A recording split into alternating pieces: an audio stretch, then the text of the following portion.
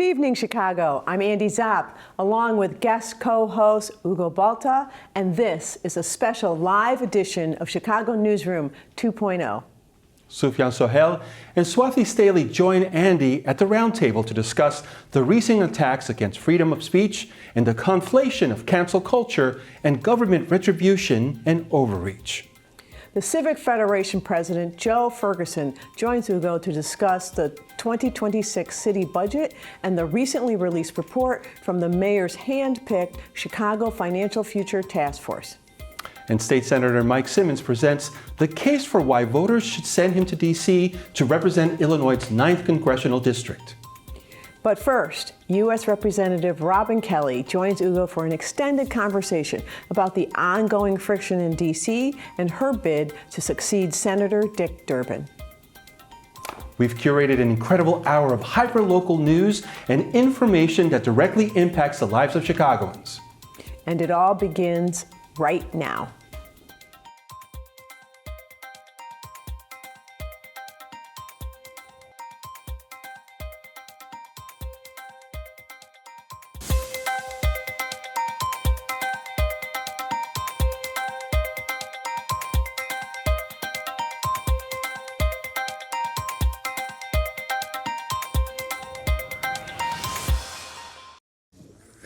Illinois Senator Dick Durbin's retirement has opened the door to one of the most closely watched races in the country.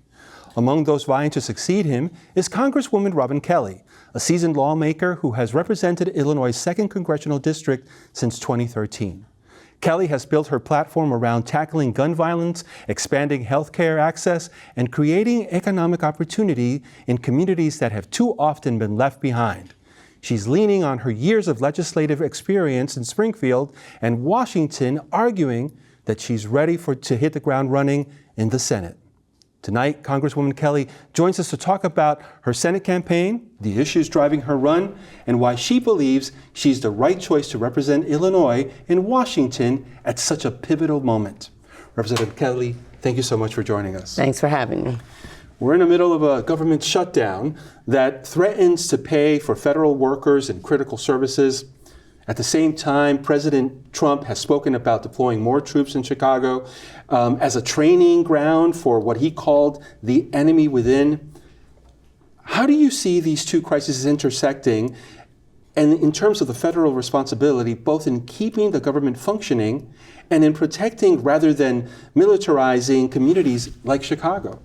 Well, I think President Trump has run and is acting on fear and division. He is not a unifier in any way, shape, or form. And of course, I am against any National Guard coming to Chicago. If he wants to help, if he cares about, crime and all of that, then help with more DEA money or FBI, or why are you clawing back all the community violence intervention programs? If you really cared, you would not do that. But in essence, he doesn't care. It's just part of him being a dictator. It's just part of him really deflecting from other things, in my opinion, that need to be done. Yeah, and you mentioned the sense of fear, this blanket of fear that we've all seen, not just in the city of Chicago, the state of Illinois, but across the country, and just in social media, just video after video of ICE agents and families literally being torn apart. I wanted to ask you, you've been serving for more than a decade and in the House. Why now run for the Senate? Well, I've been there, like you said, 12 and a half years, and I feel that I'm very ready and very able to move to the Senate. I have worked in a bipartisan, bicameral way. I've built relationships in the House and in the Senate, and Senator Durbin is leaving, and I believe that I'm the most qualified person running for this seat. I have a list of accomplishments. I haven't stopped. I still have the energy. I still have the joy. I'm getting a lot of great response from everyday people, and I'm ready. We need someone that not only fights, but is a proven winner. And I think that I have a record that shows what I've done, what I am doing, and what I am going to do. Absolutely. Your work speaks for itself. You've been on one of Congress's most vocal leaders on gun violence prevention. How do you plan to use a Senate seat to advance reforms that have stalled in Washington? We've definitely stalled, but there's a lot more to do. We were able to pass the first piece of legislation in 30 years. My part of it was the straw purchasing and trafficking, because we always talk about, mass shootings and one-on-one shootings, and people would always say, what's wrong with Chicago? You have the toughest gun laws, but if no one else around you has the tough gun laws, that's where trafficking and the straw purchasing come in. I see myself as another senator at the table. You have to have the right people at the table at the same time voting, and there's a lot more to do. We have to close some of the loopholes. There's an excellent bill ending the cycle of violence that I was a part of, that Senator Booker was a part of, and they've been my partners, in gun violence prevention. So they have another partner, they'll have another one in the Senate. But we still have to keep working hard. We have to close. There's loopholes like the Charleston loophole, and there's more to be done. There's more to be done, and that will help with another voice in the Senate. Yeah, and as you said, the problems are not just specifically, say, in the city of Chicago, but it's outside the city as well. Definitely. And it will take collaboration in order to solve for these problems. Bullets don't know a zip code. Exactly. Now, you've touted also your work expanding Medicaid postpartum coverage from 60 days to 12 months. What are your priorities for healthcare reform at the national level, particularly for underserved communities? Sure. I'm the chair of the Congressional Black Caucus Health Brain Trust, but I received a call from a constituent about maternal mortality and morbidity. Honestly, I didn't know the situation was as bad as it was, so very proud that we were able to do that. But I do a lot of work around access to healthcare, inequities, and also trying to provide a way for more people of color to be in the healthcare industry, because it's proven that people do better when it's someone that looks like them or understands the reality of their situation. I've worked on issues such as dental care, and I would like to see more of that for under Medicaid and Medicare. Hearing aids, very expensive, but those are not covered. So I'd like to do things around more coverage, but also access to health care. My district is urban, suburban, and rural, and I've had many stories, but I always think of the one from my farmer whose wife was pregnant and had to drive 60 miles to the hospital. She wasn't ready, drove 60 miles back. 20 minutes after you went into the field, she was ready, drove 60 miles back, and she did have the baby. And with the big ugly bill, there's many hospitals that are going to close, 9 in the rural areas of Illinois if things are implemented like they want. So there's a lot of work to do in keeping our hospitals open, keeping federally qualified healthcare centers open, making sure that's not only quality, but also access. We need healthcare for all. Yeah. I've been a part of the Medicaid for All caucus. We need it for everybody in the richest country in the history of the world. No excuses. Yeah, and I think to your point, the path of success is cultural competence, especially when we're talking to diverse communities. Mm-hmm. You mentioned a couple of times rural. You've spoken often about ensuring economic growth that reaches rural Black and Brown communities. What specific policies would you push in the Senate to close those gaps? One thing, I worked for a municipality for 13 years, and one thing, we heard from businesses, they wanted to make sure that there were enough people, enough workforce that had the skills. So I think that we have to start from a young age to make sure that our young people have the skills. And one gem in my district now, the Kankakee Career Center, we need more places like that. The students go to school during the day, and then during the afternoon, they can take, graphic arts, computer science, if they want to be a police officer, cosmetologist. It doesn't have to be that you're necessarily going to college. And I think we need more vocational training like that, so we do have the workforce when businesses look at us. We do have to do something about property taxes, because that's a reason businesses and residents pick whether they move to an area or not. The other thing is, when I think about gun violence, people look at our communities safe, businesses that they want to move in. And the other thing, I come from small business. My grandparents owned a mom and pop grocery store. And I think we need to do more to incentivize and help, entrepreneurs, people that want to go into small business. Yeah. So those would be policies that I look at. Small businesses are keeping Main Street alive and sometimes bringing them back. In the couple of minutes that we have left, what sets you apart from the other Democrats in this race, and what's your message to Illinois voters as they look towards 2026? Well, what sets me apart, I have worked on every level of government. I know I've been an effective leader. I know I've been a change agent. I know we talk a lot about resistance, but again, I've only been in the majority 4 years of the 12 and a half. I know how to work across the aisle without giving up my values to get things done. I know how to put people over politics, people over profits. And I want to have that opportunity to serve the whole state, which I've done as the party chair, as Alexi Giannoulis's chief of staff. The whole state is not new to me. I lived in Peoria on and off, more on for 20 years. So I know this state. What I want to say to the voters, what I want to beg the voters, do not get weary. Do not give up. Do not stay on the sidelines. We need everybody's voice. It's so very important now in these very tough times. And we need people out and open in the front, making their phone calls, keeping us accountable, and then we need them voting. Yeah, you said it best. This is not a time to retreat. No. This is a time to advance.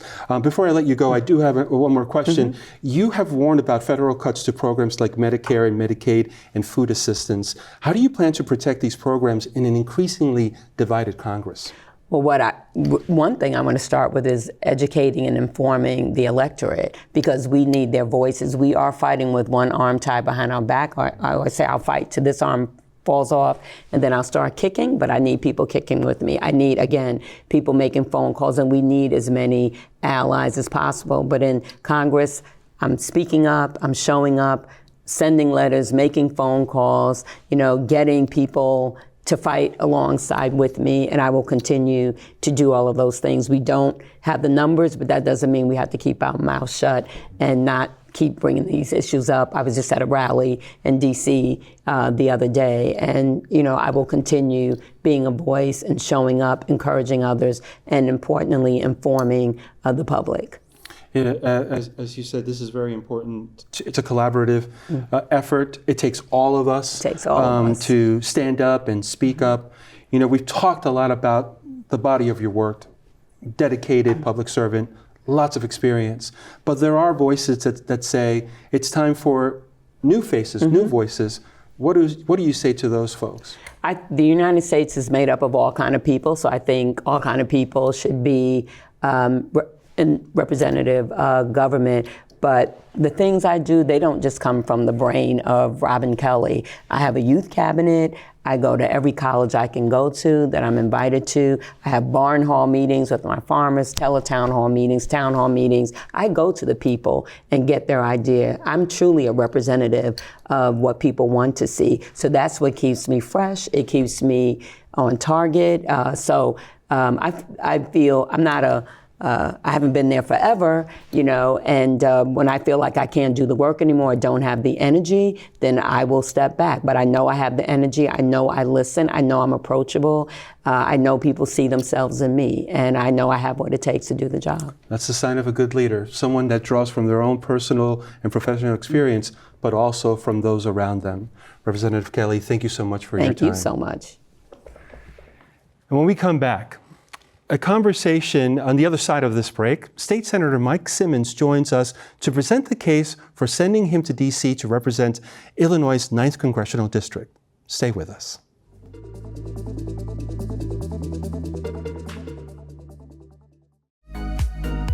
Hi, I'm Bianca Cotton. On a very special episode of Behind the Confident Smile, I sit in conversation and community with 3 phenomenal women: Star August Ali, Mary Kay Devine, and Monica Long. Join the conversation on CAN-TV Cable Channel 19 or stream live on cantv.org or on the CAN-TV Plus app. Elevated conversation and storytelling. Experience the power of community television.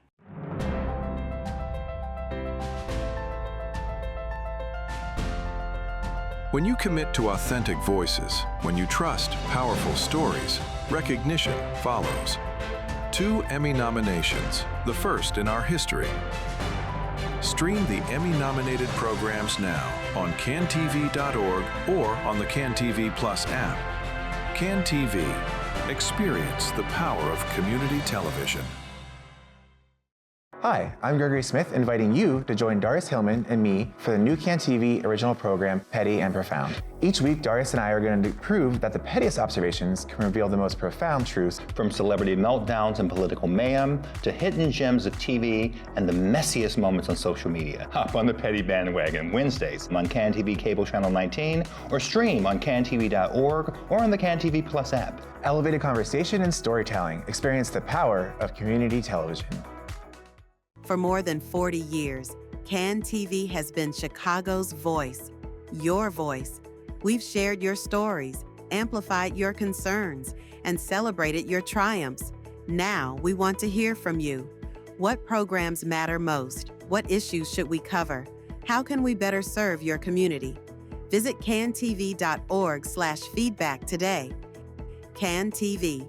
Experience the power of community television.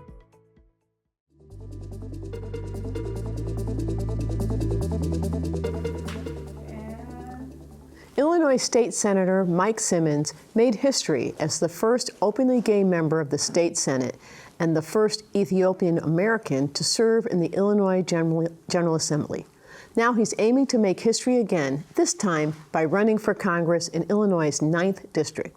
Simmons says his decision is rooted in the struggles he's seen firsthand: skyrocketing housing costs, families being priced out of their communities, and a district that's among the most diverse in the nation, yet where too many feel overlooked.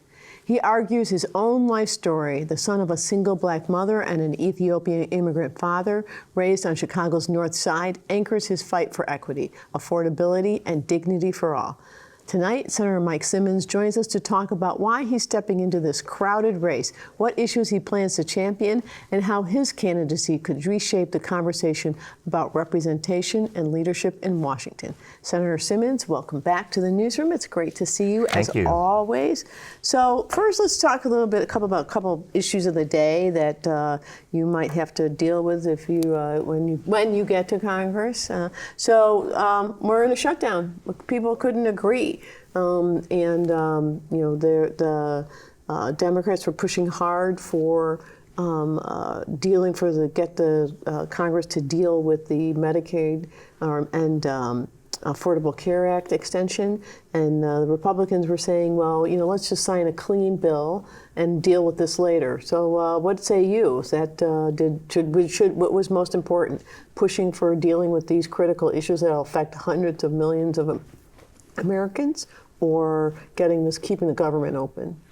Well, I think that the Trump administration has put us all in a headlock with this shutdown, because the reality is that they made a policy choice to cut Medicaid for millions of people across our country, including tens of thousands of people that live in the 9th Congressional District where I'm running for Congress. And so, we have to take the fight to the Republicans, because they've made it clear to us that they don't care about health care. They don't care about affordability, and they don't have any real plans other than to throw our entire country into chaos and terrorize our federal workers, and using ICE agents to invade our communities, as we saw in South Shore this morning. All woke up to. Right. So, and let's talk a little bit about the federal agents here in Chicago. I assume, because you have one of the most diverse districts that you currently represent in the state, you're seeing a lot of activity. How is that impacting your constituents? My constituents on the far north side of Chicago in the 7th Senate District are frightened. I had a town hall a couple of weeks ago where we talked about immigration and enforcement activities, and everybody just wants to know how they can help. And so we've tapped them into all the rapid response networks that have cropped up, organizations like the Immigrant Refugee Rights Alliance and other organizations that are helping people who are being targeted by ICE right now to know their rights and to reach out to people that are in the community and want to help them. And I am proud to, as the son of an Ethiopian asylum seeker, I feel like I have a direct stake in this fight, and I want to protect those right now that are being targeted and that feel frightened. Right.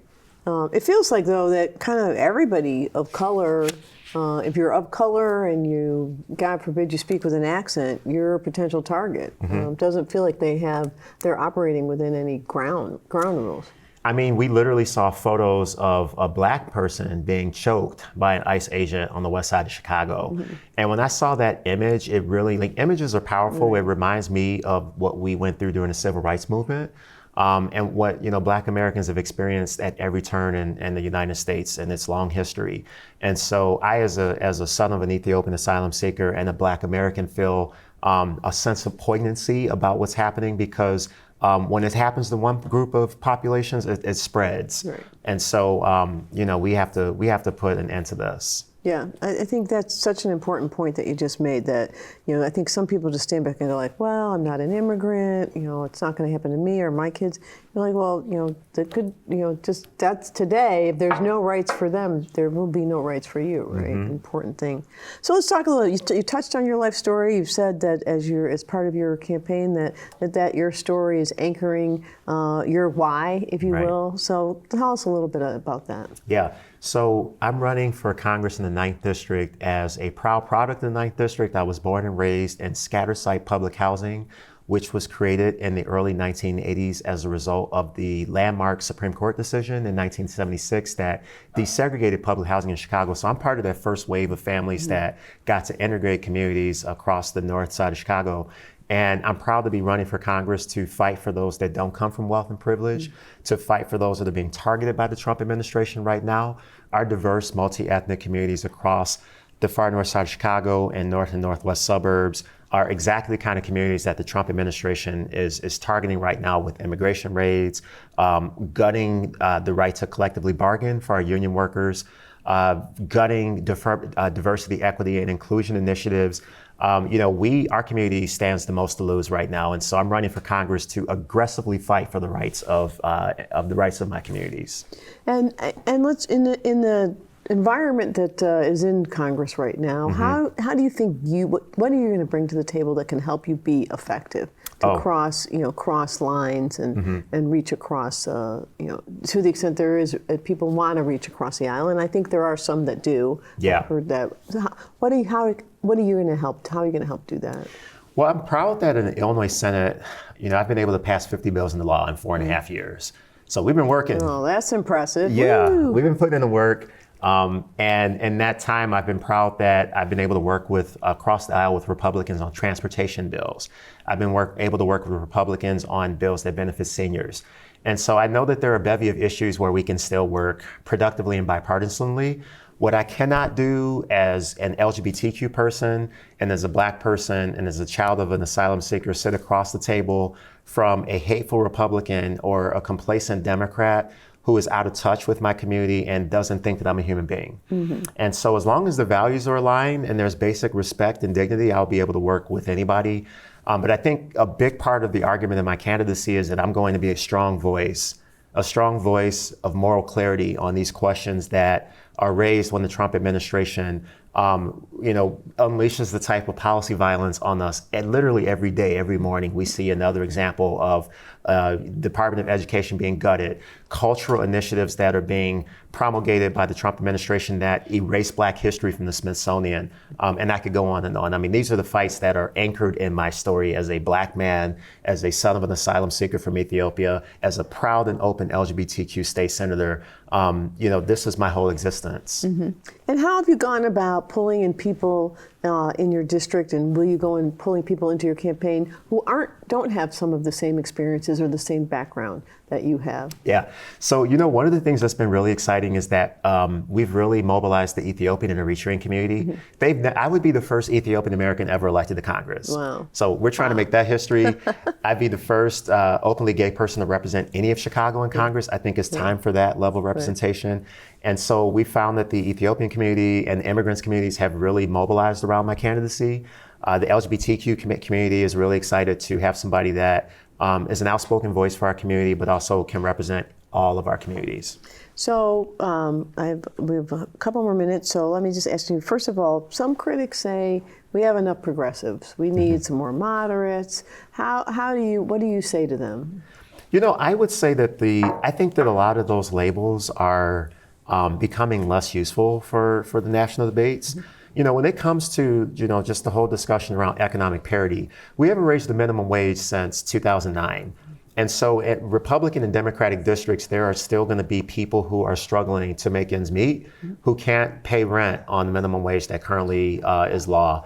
In the Illinois Senate, I was really proud to lead passage of the new child tax credit.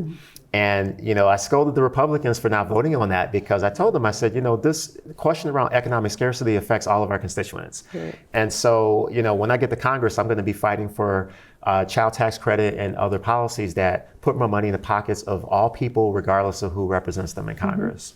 And your race is pretty crowded, right? So what do you think is your clearest path to victory?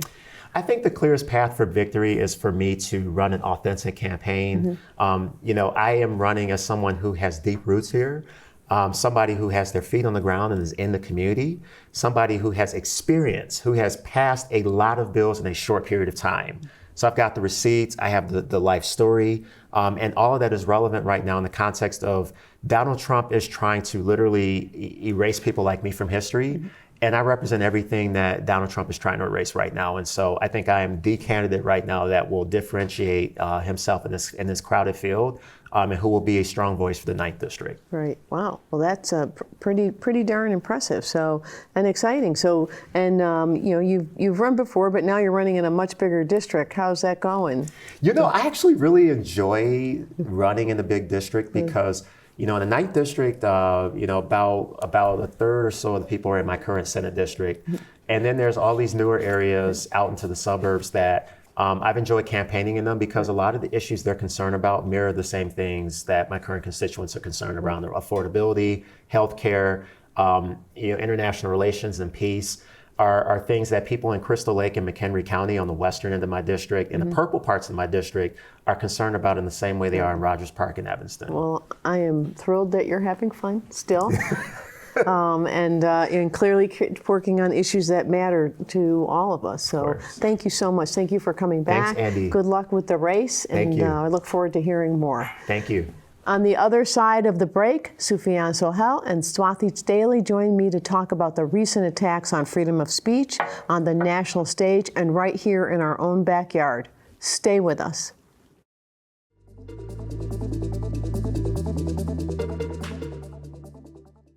I'm Curtis Tarver, inviting you to tune into Brothers Talking, a monthly program that brings together a cross-generational group of Black men, creating a brave space for honest, fearless discussion about the issues and challenges and opportunities for growth experienced by Black men. Join the conversation on CAN-TV, cable channel 19, or stream online at cantv.org or the CAN-TV Plus app. Elevated conversation and storytelling.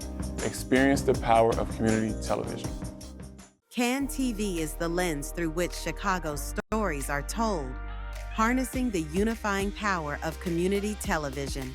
With CAN-TV On Demand, immerse yourself in the richness of our city through exclusive stories and programs tailored just for you, connecting you to the heartbeats of our streets, the voices of our people, and the spirit that makes Chicago unique.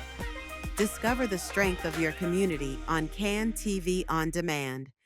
I'm Watis Gathings, inviting you to tune into Sisters Talking, a monthly program that brings a cross-generational group of Black women together, creating a safe and brave space for honest, fearless discussion about the issues and challenges and opportunities for growth experienced by Black women. Join the conversation on CAN-TV cable channel 19 or stream online at cantv.org or the CAN-TV Plus app. Elevated conversation and storytelling. Experience the power of community television. Every community has a story, a pulse, a voice waiting to be heard. At CAN-TV, we bring these stories to life, from the heart of Chicago to your living room. Join us in supporting hyper-local television. Your backing helps us cover what matters directly in our communities, unfiltered and upfront. Help tell the important stories of our communities. Become a program underwriter today.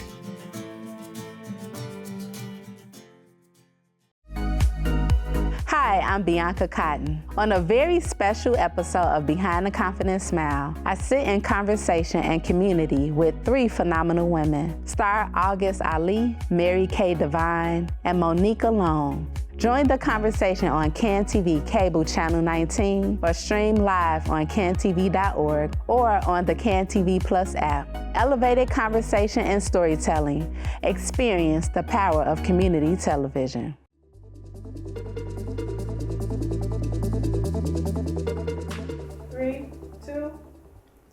Welcome back to Chicago Newsroom 2.0.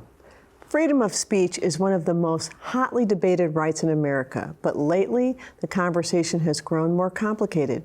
Late-night host Jimmy Kimmel's recent suspension has reignited debates about what's truly at stake when public figures face backlash.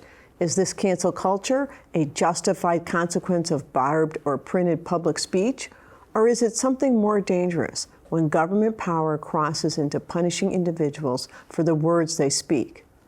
And President Trump has made good on his threat to deploy armed federal agents into the city.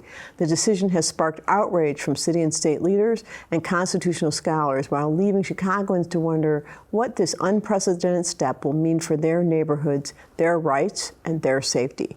Joining me to discuss these hot-button issues are Roundtable regulars Sufyan Sohel, chair of the Cook County Commission on Human Rights, and Swathi Staley from Just Act Partners. Swathi and Sufyan, welcome back. So good to see you. So let's start with, so we kind of got two different kind of First Amendment things going. One on the national stage with Jimmy Kimmel and that whole conversation, and then one right here in Broadview with how the ICE agents are responding to what had been largely peaceful protests. So let's start first with Jimmy Kimmel. So what say you? Is that, was CBS have the right to kind of go, look, that was a little, we're getting a lot of negative criticism and feedback, and we're afraid you're going to take it, a step too far. Let's take the temperature down. Or was that really about the FCC chairman basically saying, I'm going to pull your license? Great question. Thank you for having us. I mean, the First Amendment legally protects from government censorship, right? So a private entity can choose to mute and have rules and policies and all of these things. But when it comes with government pressure, as you said, then I think that's what's problematic. And I think what we saw with Jimmy Kimmel was just the next thread in a long line of threads of what we've seen of actions that have gone against government interest, from whether it be students protesting Gaza to the Broadview ICE detention facility to people speaking out against government actions and policies and being muted for it because the government's cracking down on these entities. Yeah, but isn't that like kind of the whole point of the First Amendment? You just gave me a copy of the Constitution. Thank you very much. My pleasure. I'm going to kind of get some more of those because there are a lot of people who apparently have forgotten about it recently. But in all seriousness, isn't that what the whole point of the First Amendment is to allow people to speak out safely on all topics, including against the government? Yeah, absolutely. I mean, it's highly problematic that there are such clear threads connecting the FCC chair, Brendan Carr, to Jimmy Kimmel's suspension. It started with Stephen Colbert being pulled off the air a few months ago, his show being canceled. It was a threat that, President Trump really wanted to make good on, and I think that pressure absolutely is what led to Stephen Colbert being pulled off the air, and absolutely there is a direct thread from the FCC chair, his words and his continued threats against comedians speaking out against what are traditionally Trump's and MAGA related viewpoints that really make this, in my mind, a very clear First Amendment issue. It seems like a suppression. It carries into everything that we're talking about in our segment today. Is that the idea of chilling speech that really is not a threat to life or safety, but it is a criticism of government action. Seems like there should always be the ability to speak out, and for journalists to have that fear that they can't speak openly and really honestly report what's happening is highly problematic, because it creates a ripple effect into what knowledge and what current events are actually being translated to the American public, which they have a right to know. Right. We're living in a time where people who are repeating bigoted, hateful comments that someone like Charlie Kirk made are being villainized, right, and put on lists and facing challenges, and those who are speaking out for justice are also facing those challenges. Right. So it's creating this uncertainty of am I still able to speak my truths, and right. Well, I think the argument right now would be no. Yep. Right? I mean, I think, look, the Vice President of the United States suggested that, people who dared to criticize or say anything negative about Charlie Kirk, that you should go try and get them fired from their job. And several people have gotten fired from their jobs. And while I think certain employers, you can, if you think there's some issue at work, but it's hard to imagine, that somebody's comment about, what was a horrible crime, but more importantly about, the content of the podcast and the work that Charlie Kirk was producing, that desire, somebody should get fired for that. It's hard to imagine. So how do we, I'm going to get to Broadview in a minute, because I think that's a whole different kind of thing. How do we, as people who care, first of all, the good news is I think there was has been a fair amount of outrage. Certainly that's why Jimmy Kimmel's back on TV, right? CBS lost a lot of money in a relatively short period of time. So that's a good thing. Are there other things we can do to ensure, to speak out, speak up, and make sure that, the First Amendment can be protected? I think it's any time that we see that someone's ability to speak out is being muted or threatened, we all need to collectively speak out. I would argue that we had a very rich white man and people resonated with that, and people were like, hey, if it happens to him, it can easily happen to me.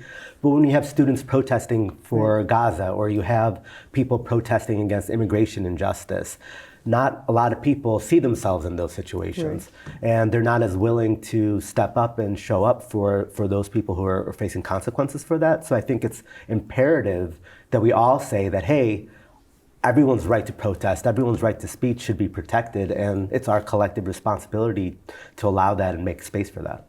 Right. How do we get comfortable with Swathi, ideas, the free speech around ideas, because I think that's part of the point, right? People are like, you can criticize, you can punish speech I don't like, but speech I like, then you can't say anything about. How do we get over that? The whole recognition that the whole point of the First Amendment is to allow speech we don't like. Yeah, I mean, I think that's the million-dollar question right now, right? Is that we've become such a polarized society that it's impossible, nearly impossible, to have discussions about opposing viewpoints. And I think, if you watched Jimmy Kimmel's return, his monologue was really powerful in that he pointed out that there were a number of individuals on the right who he openly said disagree with him on nearly every, if not every topic, but understood that his ability to speak and have the platform that he does is inherent to what a democracy is about. Right.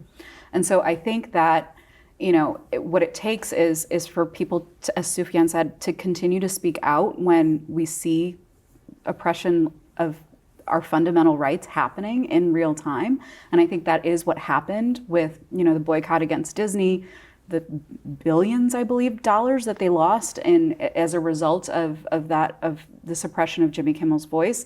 And honestly, people who disagree with your viewpoints saying you still have the right to speak out. And so I think it's important for us to be able to take a step back when necessary and understand, what is in our Constitution and the actual rights that are afforded to us, because I think we've gotten very far away from that, and it's really disheartening. Right. I think it's one of the few times I've ever agreed with anything Ted Cruz has ever said. Right? I'm like, one day you have to question, you're like, oh my God, Ted Cruz said something and I agreed with it. Let's talk about what's going on in Broadview, right? Because I think, that obviously the protesters are out there trying to raise the concerns about what's happening at whatever that is, at the detention, the facility where they're detaining people, but it's not a detention facility, that thing.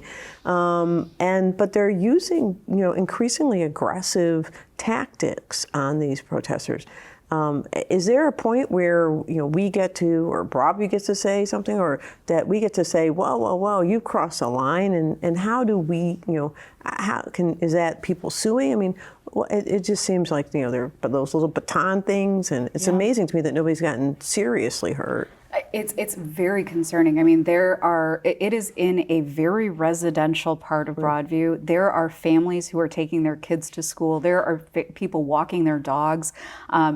Two very good friends of mine who, one is a Roundtable regular, was at Broadview, texted me and said she got pepper sprayed. Oh, wow. It's unbelievable. And there are people who are breathing this in who apart from the protesters, this is in a residential community. The fact that the federal government has had no communication with Broadview about anything that's happening there is, one, very deeply concerning. Two, the protesters are by and large purely peaceful protesters who are seeking information about what's happening behind the fences that they've erected, seeking information about ensuring due process happens, and the level of suppression of their free speech rights, their First Amendment rights to be able to ask questions, to peacefully protest, are being responded to with increasing force. Right. And the hope is that,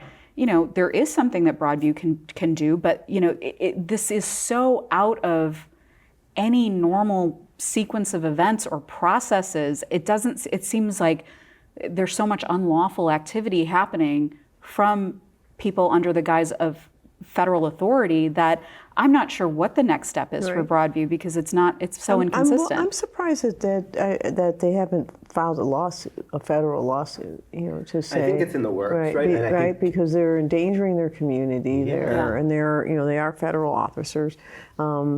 Kind of, and but they are endangering their community. They're endangering their law enforcement community. They're violating their own local laws. Mm-hmm. I mean, I'm not sure what the litigation action is, but I know when I was a litigator, I could find one. You could find one, right? But we're seeing people being picked up from Millennium Park. There was the South Shore apartment complex where I read children and seniors were pulled out naked and zip tied, right? And kids were separated from their families, 37 people arrested, and in the middle of the night, right? Homes just totally destroyed and ransacked, and it's no warrant. And let's just be clear, no warrants, right? No there were warrants, no warrants. right? And it was multi-agency, coordinated. I don't know. I'm not, from my prosecutor days, I didn't know the time when you could just bust into people's home with no warrant. But so many of our communities are just now afraid. What does it mean for me? What does it mean, like, if I say something, if I look a certain way? Now with that Supreme Court ruling a couple of weeks ago where it empowered ICE to just look at someone and make a decision, what does that mean for people like us? Absolutely. And so when people are protesting and they're pepper sprayed, or I even had a friend who was like hit by a car while she was there, and it's scary that not only is there increased government intrusion into our communities, but those who are trying to speak out against it are being muted or facing violence themselves also. Right. Well, I think that, clearly the steps are escalating, and what you hope is, I know the courts have been pretty, the Supreme Court maybe a little less so, but some of the lower level courts have been very, very effective in kind of stopping some of this behavior. So hopefully, at least some of the stuff, like, I don't know how they're going to get away with that, the warrantless searches in South Shore, people, half of whom were U.S. citizens. Absolutely. So we'll see. But in the meantime, when they weren't, breaking into apartments at South Shore, they were marching down Michigan Avenue. Don't we all feel so much safer? What was that all about? I mean, I think it's a show of strength from the president and saying, like, hey, this is what I can do, and I'm going to do it. And but I appreciate the pushback and the response that our leaders in the state have been doing. Our governor has called for the 25th Amendment for him to be removed from office, and people at least are speaking out now and saying, hey, this is wrong, and this does not make any sense in the world that we should be living in. Right. Yeah, this idea that that Trump would like to use Chicago as a training ground for federal forces in other cities, right? Absolutely. Right. Well, and keep in mind, right? They're armed forces built for war, right? Right. So, how would you be training them in a city full of U.S. citizens? Right. It is. It does push. Governor Pritzker said people should start looking at the 25th Amendment, and you do kind of think. I mean, I know the president's known for putting stuff out, sort of crazy stuff out there, and kind of deflecting people from what they're really doing. But it does seem disconcerting. I don't know. What I mostly feel like, and I don't want to spend time talking just about the terrible stuff, but I do feel like that people need to feel like there's things they can do. So what have you seen on the positive side, how that people in a positive way that people are responding? Yeah, I mean, I do think that you're feeling the sense of community that comes out now for taking care of each other, right? I mean, the idea of peaceful protest, I think, is still an incredible force for good, and the idea of coming together and helping your neighbors. Since the government shutdown happened, I think there are so many organizations that are stepping up to help support our community that there is good that we can find, right? And I think, in the words of Robin Kelly, can't let people steal your joy. It's truly, you have to see the good in people in the community that we're trying to build, and the idea that there are still people out there who want to protect the rights of our fellow neighbors, even if it doesn't directly impact us. It should matter to us that others are being oppressed and suppressed. Right. And so I do see the joy in that. Well, thank you. And on that positive note, I'm going to have to wrap because, as usual, we have run out of time on a fascinating conversation with your incredible insights and time. So thank you so very much for coming. I can't wait to see you again.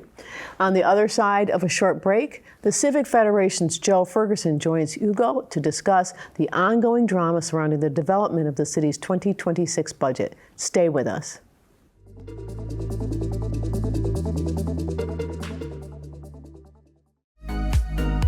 Hi, I'm Bianca Cotton. On a very special episode of Behind the Confident Smile, I sit in conversation and community with three phenomenal women: Star August Ali, Mary Kay Devine, and Monica Long. Join the conversation on CAN TV Cable Channel 19 or stream live on cantv.org or on the CAN TV Plus app. Elevated conversation and storytelling. Experience the power of community television.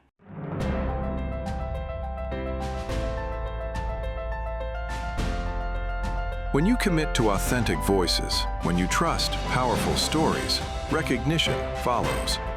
2 Emmy nominations, the first in our history. Stream the Emmy-nominated programs now on cantv.org or on the CAN TV Plus app. CAN TV.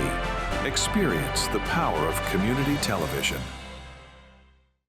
Hi, I'm Gregory Smith, inviting you to join Darrious, Hilmon, and me for the new CAN TV original program, Petty and Profound. Each week, Darrious and I are going to prove that the pettiest observations can reveal the most profound truths. From celebrity meltdowns and political mayhem to hidden gems of TV and the messiest moments on social media. Hop on the Petty bandwagon Wednesdays on CAN TV Cable Channel 19 or stream on cantv.org or on the CAN TV Plus app. Elevated conversation and storytelling. Experience the power of community television. For more than 40 years, CAN TV has been Chicago's voice, your voice. We've shared your stories, amplified your concerns, and celebrated your triumphs.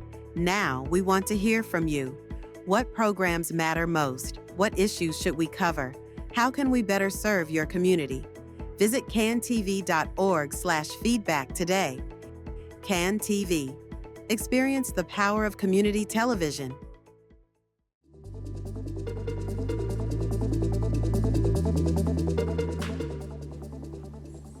Chicago's heading into a critical financial moment. With the 2026 budget cycle already looming, the city is under enormous pressure from ballooning pension obligations to structural deficits to the challenge of maintaining essential services without pushing residents to the breaking point. Mayor Brandon Johnson continues to insist that Chicago doesn't have a spending problem, but rather a revenue problem, a claim that has sparked debate among fiscal experts and city leaders alike. Adding to that conversation is the just released report from the Chicago Financial Future Task Force, which lays out the tough choices and urgent recommendations facing the city if it's going to chart a sustainable path forward. Joining me now is Joe Ferguson, president of the Civic Federation, to help sort through the report's findings, what's at stake at this moment, and where the city can and must go from here. Joe, welcome to the newsroom. Thanks for having me. I'd like to start from what I just mentioned. The mayor of Chicago saying that Chicago has a spending problem, doesn't have a spending problem, it has a revenue problem. From the Civic Federation's perspective, is that framing accurate or is it just oversimplification? Look, when political leaders speak, it's always some form of oversimplification. We have a budget and budgeting problem that involves both revenue and expenditure. When the mayor says we have only a revenue challenge and not a spending problem, that's not looking at the whole picture.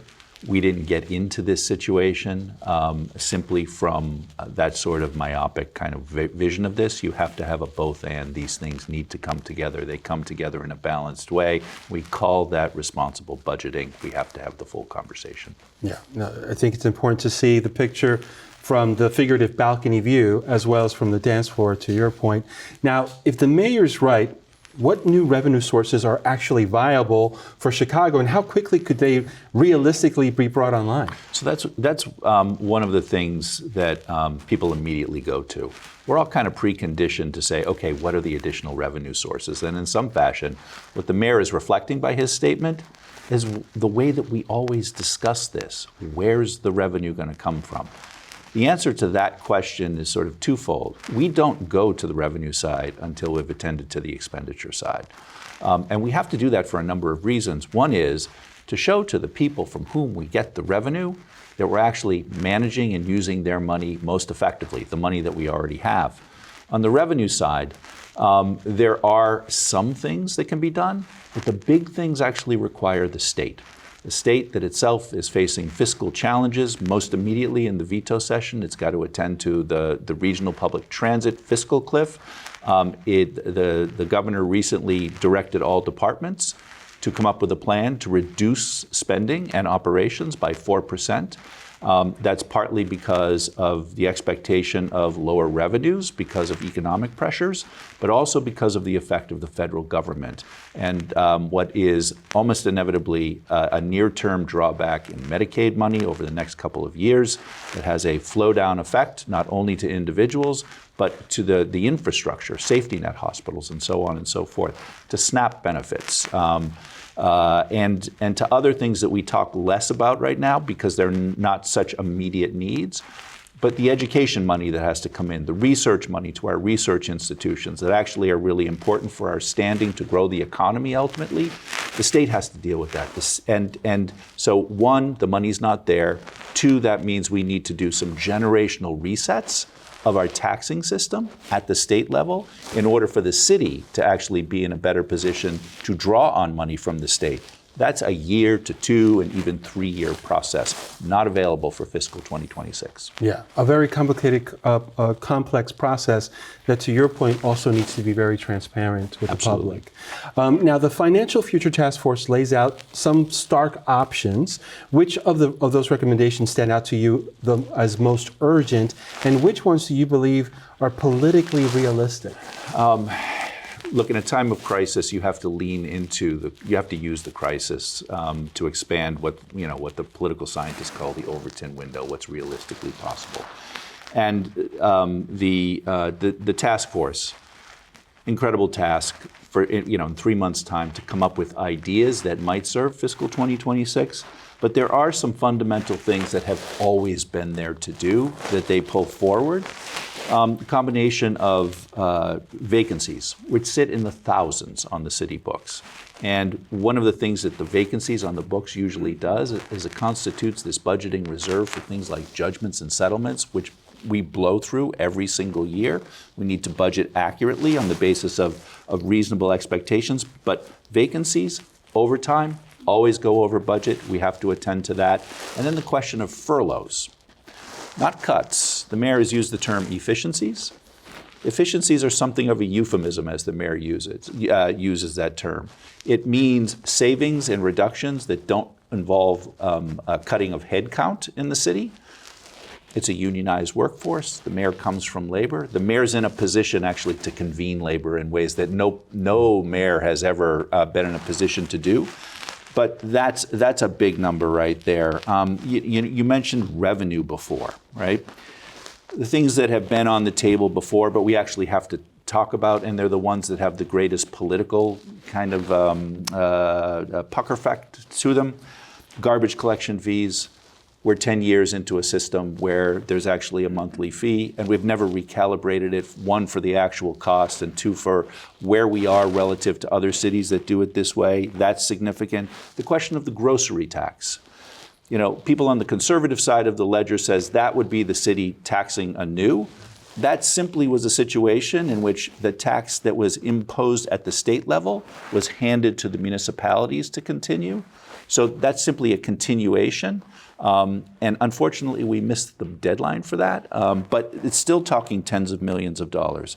TIF surplus, a real accounting of what that program is for, why we have some TIFs that we continue to extend, whether we should be sunsetting them, whether this is the time to actually maximize the surplus, the sweep for purposes of this year. I haven't said the thing that nobody wants to say, property taxes. We're not going to get to the other side of this season without a real conversation about that. But there's a lesser form that was put on the table by the task force, which is we need to go back to what the mayor did as one of his first significant fiscal acts, which was to remove what Mayor Lightfoot had given us, which was indexing to inflation. There's some ways that you want to do that where there's real accountability, but that as well. So on the revenue side and on the expenditure side, you know, there are things within our political grasp that add up to 500, 600 million. It doesn't take us all the way there, but it closes things so that there actually are bridges. And then there's things that aren't spoken of very much in that report because there'll be another report. Consolidation of city and county services. We have 2 boards of election in Chicago at the cost of $15 to $20 million because that's how we've always done it. It's that sort of thinking. But the biggest thing, because most of our budget is tied to personnel expenses, is bringing labor to the table. Were we in Europe, you would bring the people that do the work and the frontline supervisors together to say, how can we do this better? Yeah. And as you mentioned, very important to bring people to the table because it's really going to take a lot of collaboration, some arm wrestling, in order to reach an agreement. And as you mentioned, there are some things that absolutely, even though not politically popular, like property taxes, need to be put into the fold. Thank you so much for joining us and providing us for this. We, of course, ran out of time, but we hope to see you very soon, especially as we walk towards this council vote. It'll be a long budget season. Happy to come back. Thanks again. On the other side of this break, joining us right now with a special commentary is CAN TV's Executive Director, Darrious Hilmon. Darrious? 2 very different headlines emerged in recent days. Late night host Jimmy Kimmel suspended for remarks that pushed too hard against political boundaries, and U.S. troops deployed into Chicago under the president's order, framed as a kind of practice exercise for the military. Now, at first glance, these stories live in separate worlds, one in an arena of entertainment, the other in the realm of public safety and governance. But together, they should give us all pause. Both incidents are about power, who holds it, how is it exercised, and how dissent is managed. When a comic is taken off the air for sharp criticism of political figures, it raises uncomfortable questions about the line between accountability and silencing. When a president sends armed forces into an American city and justifies it as a drill, it stretches the boundary of federal authority in ways that strike at the very heart of local democracy.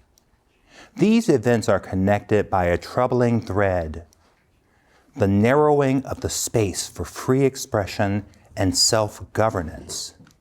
If voices of satire and critique can be muted, and if local leaders can be overruled by military force, what room remains for communities to question, to push back, or to govern themselves? Look, we should all be concerned because these aren't just isolated episodes, they are signals. Signals of a climate where dissent can be punished, where democratic norms can be bent or broken, and where citizens may be told rather than asked how they will be governed. In the end, whether it's a late night host or the streets right here in Chicago, the stakes are the same: our ability to speak freely, to question authority, and to trust that power is being exercised on our behalf, not against us. And so the call to us, each of us as citizens, is clear. Stay informed, speak up, and hold leaders accountable, both Republicans and Democrat, no matter their office, no matter their platform. This democracy will only continue to work if we all actively demand that it does. That's all the time we have for this week, and what a week it's been. Thank you to all of our guests, and of course to you, Chicago, for making CAN TV part of your day. On behalf of Hugo and the hardworking Emmy Award nominated team here at CAN TV, be well and well informed.